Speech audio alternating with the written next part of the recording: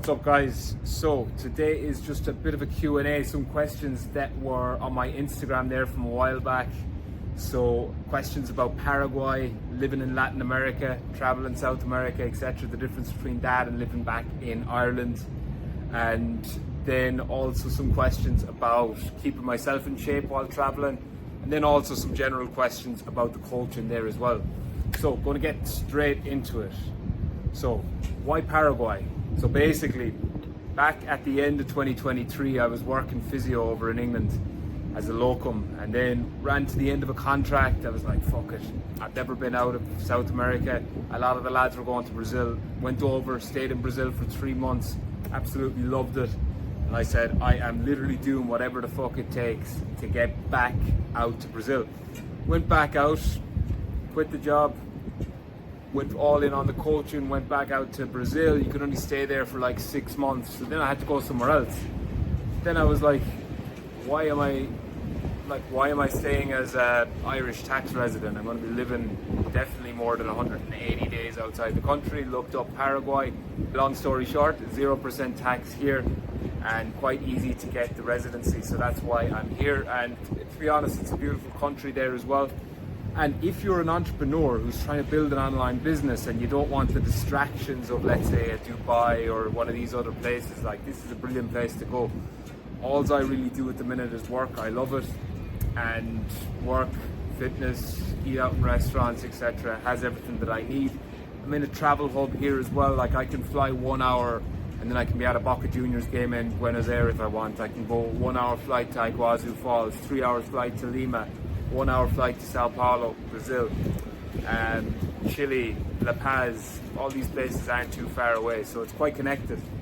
So that's kind of why I'm here in Paraguay. I would highly recommend it if you are running an online business and you're, you know, like if you're not staying around Ireland, the UK, whatever it is, Paraguay is a great option. Okay, so the main differences between Ireland and Latin America or Paraguay. So big differences, to be honest. First thing I'm going to say is the price to live here. Basically, it is a lot cheaper here in Paraguay. You can live pretty much in luxury out here. This is like a, you know, they've got an infinity pool here on the roof. Up there is the gym. 18th floor, you can view the whole place. And I don't know if you can see in the background there, but that's the rest of Asuncion. But price is a big thing. And to rent like a 2-bed, 2-bath apartment, like with the facilities here are top notch. Like, I'm probably paying more expensive than a lot of people would. I'm paying like $1,300, the equivalent to that. They do it in dollars out here, which is like 1,100 euro, which would get you a box room where I'm from in Galway probably now at this stage. I don't know what the story is back home. It would get you a fucking shithole anyway, that's all I know. So that's one of them. And number two, then obviously out here as well, Spanish is the main language. They speak Spanish and Guaranese. I'd say, now in this building here you meet a few English speakers and stuff like that, but I don't know Spanish. I've been trying to learn it on Duolingo and it's not going too well. It's not a priority, but I'm still doing it a fair bit. And then you learn a lot of words, and then Paraguayan opens their mouth and then I'm like, don't have a fucking clue what you said there, so yeah, the language over here. Now obviously the food is good in Ireland as well, but the food out here is very good. Like, you can go into a steakhouse, 15 euro, get an unbelievable like 500 gram steak. That they're renowned for their meat out here. I think it's one of their biggest exports is agriculture. The food is very good. Cost of living is very low. Has everything you need here as well. With that, let's say I can just walk down. There's 2 like very modern shopping centers. Pretty much has all the designer brands, everything that you would need to get. And yeah, the weather is definitely a big thing there as well. It's about, what is it like? I have to watch downstairs. It's about 10 o'clock in the morning here now, and it's probably about 30 degrees. I think it's just coming into their spring now. Now there are some days where it could be pissing rain, thunder and lightning and stuff like that, but for the most part the weather is quite hot here.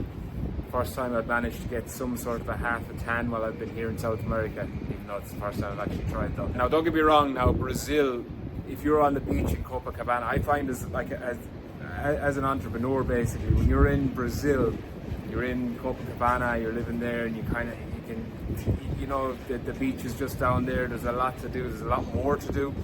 Paraguay can, like some might call it, a little bit boring, but boring is good if you're focusing on business. Whereas you get a little bit more FOMO in different cities like Buenos Aires, Medellin, Colombia, because you're like, shit, there's shit that I could be at out there. Whereas here, I don't mind working fucking 18-hour days, Okay, so why didn't I stay in Lima or move to Playa del Carmen? So yeah, I was in Lima, and the plan was to stay there for a while. It was quite cold there. And then I said, fuck it, right, I'm going to go to Mexico. I'm going to go to Playa del Carmen. I was supposed to meet my family for the first time in about 2 years there. They were in New York. So I said, right, I'll fly all the way up to New York. And then I'll go back down to Cancun, which is near Playa del Carmen. Then I was like, okay, what do I want to do for the next few months? Like, the priority is business. I just imagined, I've never been to Mexico or Playa del Carmen. I imagined there was going to be a lot more distractions. I was only a couple of hours flight from here, so I cancelled the whole shebang, came back here. The plan is to stay here. Like, I actually nearly prefer to pay the landlord for the amount of months that I know I want to stay at the start, whereas if you're just going month to month, you're kind of thinking, you're looking up Airbnb and you're kind of getting, oh, will I go here? So I just literally paid them for 2 months there, even though it wasn't really much of a discount at all. Now I'm here till the 14th of November. I'm thinking of going back to Rio de Janeiro. That'd be my 4th or 5th time there. Fucking love that place. Or Medellin, Colombia. In which case, yeah, Medellin's a great place. You just need to watch out that you do not get scalopamined up on a date and then wake up with all your belongings gone. Didn't happen to me. It happens to a lot of people out there, which does put you a little bit on edge. So living here in Paraguay helps me as an entrepreneur and coach. Everything here is set up ideally for me. Like, if I want to shoot some gym content or anything like that, there's a very good gym up in the top there, view of the whole city, and there's never anyone in there at the time when I go in. Let's say I go in at around 8, 9 o'clock in the evening, there's barely ever anyone in there, so I can just work away there. So that's handy. Obviously, in terms of rest, the odd time, if I ever want to take an hour off work, I can just head up here, lie out in the sun. You got the pool there, which I've never hopped into. It's one thing, I always get a place for the pool. I don't think I've ever hopped into one in the last 2 years, but it's good to look at, I suppose. The food as well, it just works out very well here. I've just got a meal prep company that do all my food for me. I think I pay them, like, they give me 21 meals a week, all my macros perfect, and I cook my own breakfast, and then I have 3 smaller meals over the course of the day. It only cost me like €70, if even, $80. I can't remember how much it is in the conversion, but it's fuck all anyway. And food is like perfect. Out of all the places I've lived in Latin America, UK, Ireland, Brazil, Colombia, I've got a relatively sensitive stomach. I think I can't have gluten, oats, dairy, some FODMAP foods. It's a fucking pain in the ass, to be honest. But whenever I'm in Paraguay, this is the best I feel. When you're feeling good, you're eating proper foods, your energy levels are optimized, you get so much more done, and it just makes life a hell of a lot easier. So those would be the main things that help me with that. And also, like, it's not super isolated in that. If I want to go to Buenos Aires this weekend, I can just book a flight there now, go to a Boca Juniors game. I think the hardest part would be to get a ticket to that match. That's something that's on the list. Or if I want to go to Iguazu Falls, any of these other cities, La Paz, but that's one place that I probably will go soon now. I don't know if that's a place I would move to.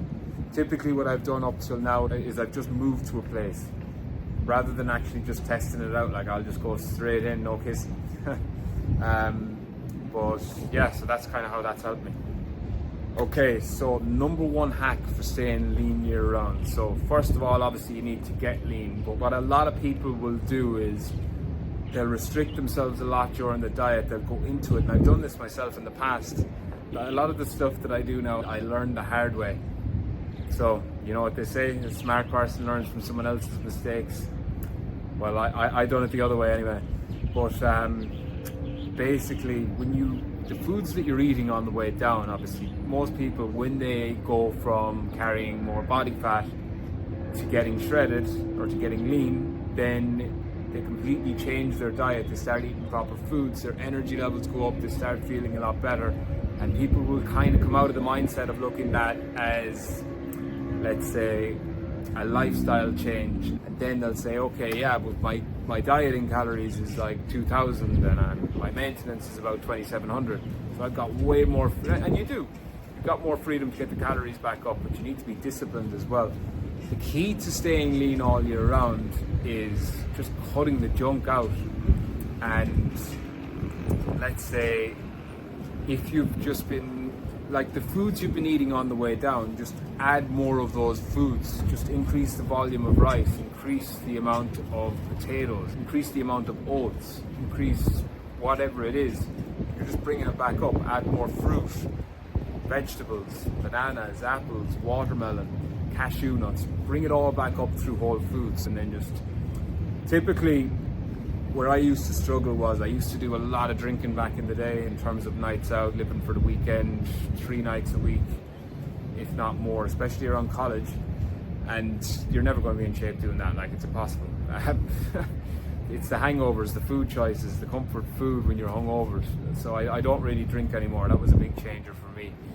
And yeah, just keeping a high step count there as well. So you want to be making sure that you're getting 10,000 steps every single day. Whole foods, monitor your scale weight.